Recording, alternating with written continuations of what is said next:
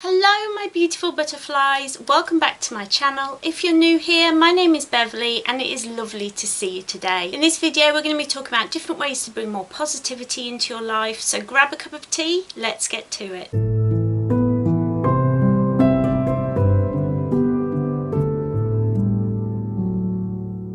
So before we begin, there is something very important that I have to say, and that is thank you so much for 1,000 subscribers. Honestly, I've wanted to get to this number for so long that it kind of felt out of reach, and now I'm there. I'm just so thankful. Thank you and welcome to everybody who's new here to the channel. My name is Beverly. You'll find many playlists here, many videos about positivity and mental health, disability, spirituality, witchcraft, all sorts of things. I just have so many interests and I love bringing them here to the channel, so I hope that you'll stick around and enjoy yourself here. I'm really just brimming with happiness and joy that my channel is growing, and I'm so thankful. So welcome to the madhouse. Now, positivity is something that feels kind of out of reach for so many people. I see so many places talking about mental health issues and problems with positivity in the way we live our lives here in the West. It's not conducive to being happy. It's really not. Our culture is not great for it. And so I thought I would sit down and do a little video about how I brought more positivity into my life, because I'm the happiest I've ever been now, and I want everyone to feel happy every single day. And I know that's not easy to find. It's not easy to get, because, you know, we are here to feel our feelings. If you're feeling sad, feel sad. If you're feeling happy, feel happy. I'm not about toxic, I can't speak today, I'm going home. I am home. I'm not about toxic positivity where you're kind of putting on a false image of being positive and happy. I'm talking about real, true happiness.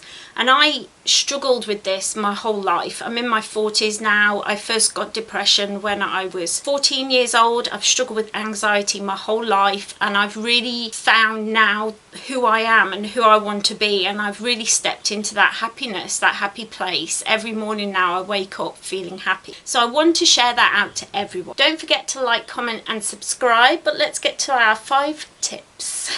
So the first one is an attitude of gratitude. Every morning when I wake up, before I do anything else, before I get out of bed, before I speak to anyone, I think in my head what I'm thankful for. Or I might say it out loud if I'm on my own. But I'll just think to myself, I'm thankful for my mom, I'm thankful for our home, I'm thankful for my husband, I'm thankful for my dogs, I'm thankful that we have fresh water, I'm thankful that we have food to eat in the cupboards, I'm thankful that we have central heating and double glazing, I'm thankful for the area that we live in, that it's safe and it's a nice area. I list all the things I can think of to be thankful, and every day it's different because every day you think of different things. Starting out your day being thankful changes everything, because instead of thinking, oh, I've got to do this, no, I've got to do that, and you know, your to-do list going through your head, you're thinking about the things that you're grateful for, and it changes your whole day. Ever since I've been doing that, everything's changed for me, in that I keep that attitude of gratitude going through the whole day. If I'm eating a meal, I just say a little thank you. If I'm drinking something, I'll say a little thank you. It helps so much.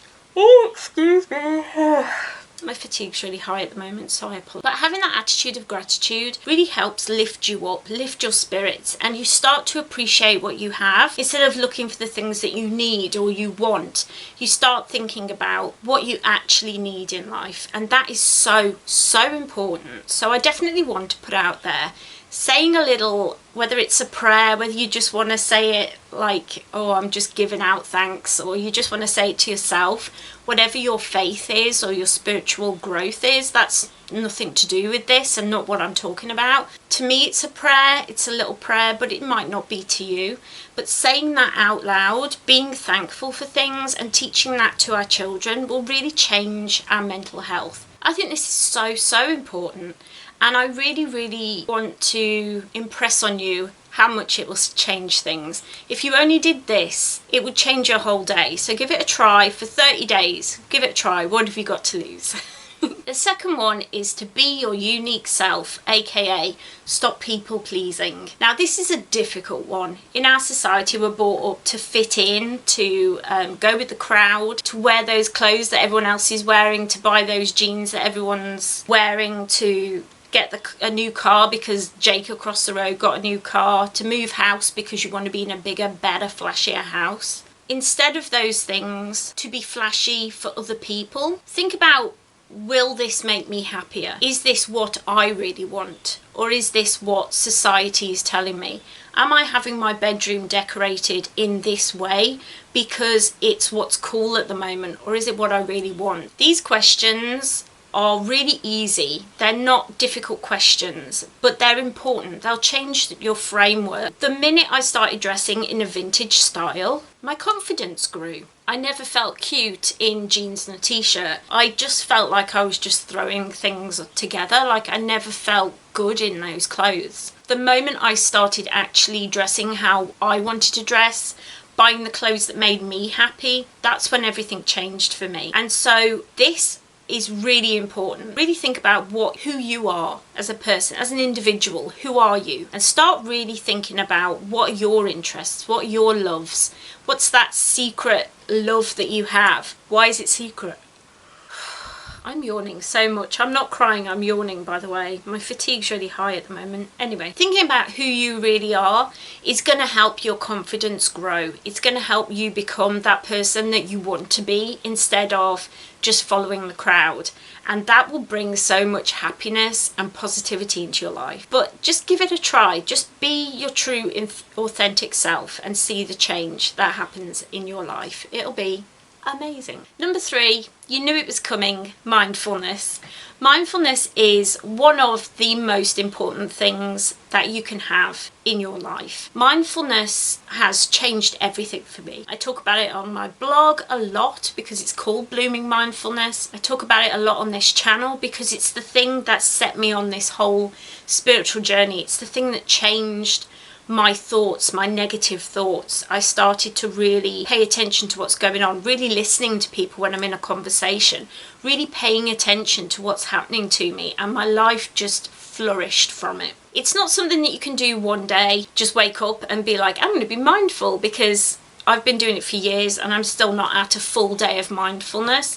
It's something that takes a lot of work and effort, but it pays off big time. Even if it's just catching those negative thoughts when they start to come into your head, catching those jealous thoughts, those thoughts about I want to be like that person, or I wish I had that dress, or whatever. Those negative thoughts that come from our own brain, which is the scariest thing. I've always thought that's really scary. Like, my brain is so horrible to me. Like, if my friends spoke to me like that, I would never speak to them again. But it's me, it's my brain, so there's not much I can do about it. But when I'm being mindful, I pick up on that a lot faster, and I notice when it starts to make my mood dip, and then I can do something to bring it back, to bring my energy back up again, and to bring that positivity back into my brain, if that makes sense. So mindfulness, go do your research. I've got loads of videos on here where I talk about mindfulness, so go and check it out, go and have a look and see what you think. Number 4 is your thoughts create your reality. And this follows on from the last one. If I'm thinking about how thankful I am for the house I've got and the car I've got and the things I actually have, I'm less likely to go window shopping. I'm less likely to go and try and buy things that I don't really need. I'm less likely to spiral into that jealous kind of thinking. If my thoughts are on how much I love myself or how thankful I am for my family, then I'm not going to be thinking negatively. However, if I let my negative thoughts about how ugly I am, how fat I am, how awful I look in a dress, how horrible my hair is today because it needs a wash, how, you know, all these things, I start to lose my confidence and become a smaller person. My reality starts to become those things. So think about the way that you talk to yourself. Talk to yourself like you are your own best friend. If your best friend was talking to themselves the way that you talk to you, would you stand for it? Or would you stand up and tell them that they are wrong? Hopefully, if you're a good friend, you will tell them that they're wrong and you will stand up for them. And so you have to do that for yourself. You have to say, you know what, you're not fat, you're not ugly. Your hair, yes, it needs a wash, but that's all right. You've got a really cute headband on, you're rocking it, you know. So talking nicely to yourself will create a better reality for you and will bring more positivity right into your life. It's amazing how much just paying attention to your own thoughts will change everything. And lastly, number 5 is don't assume people are judging you. This is a big one. This is one that I remember always thinking that people around me were looking at me and judging me for having a walking stick or being in a wheelchair or wearing vintage clothes, or judging me for my hair, or judging me for my husband, or whatever. It was always in my head that people were looking at me. But what I realised was they were probably looking at me because I was looking at them, thinking they were looking at me. So it becomes a thing where they're probably worrying about what I'm thinking about them more than they're thinking about me. Let that sink in because it's a big one. I discovered this. It was like a little life hack that my mom told me, actually, and she was like, Beverly, they don't care. People don't care about you. People are selfish and self-centered human beings. So if you're surrounded by human beings, the likeliness is they're looking at you because they're thinking, I wonder what she thinks of my dress. I wonder what they must be looking at my hair. I wonder what they think of this eyeshadow. Do you know what I mean? Like, they're assuming that you're judging them, and you're assuming that, and it just becomes this thing that really affects you because you're assuming that person is judging you, and they're probably not. If you stop that conversation and stop worrying about what other people, especially strangers, I mean, you're probably never going to see that person again, so who cares what they think about you? Just let them carry on. If they are judging you, like, who cares? But letting go of that assumption that people are judging you is really going to bring more positive thoughts, more positive energy. Smiling, being happy, being kind to others radiates out. I always say lead from the heart, lead with kindness and loving energy. And if someone's staring at you, maybe point out something like, I really like your shoes, or I really love your hat, your hair looks really nice today. Just a little compliment, and see if that changes things. You know, you might be surprised. A little act of kindness like that can make a big difference to somebody else's day, and you don't know what they're going through. They could be thinking all sorts of horrible things about themselves and feeling awful, and you could change it all around for them. So just try a bit of kindness and don't assume people are judging you. I really hope these 5 little tips will help you bring more positivity into your life. Try them all out, see if they work. Try them one at a time or all at once. Give it a whirl. And if you notice, there is a thread through these, which is thoughts. Our own thoughts are what create our mood. They create our environment. If you're constantly thinking back on arguments you had 20 years ago, or conversations that you had with a parent years ago, and you should have said this and you should have done that, if you're constantly thinking and worrying about the future, you're missing out on the now. So just try and be more conscious of your thoughts and see what happens. I really hope that you enjoyed this video. If you did, don't forget to head down there and leave it a cheeky little like so I know that you enjoyed it. I really hope that you did.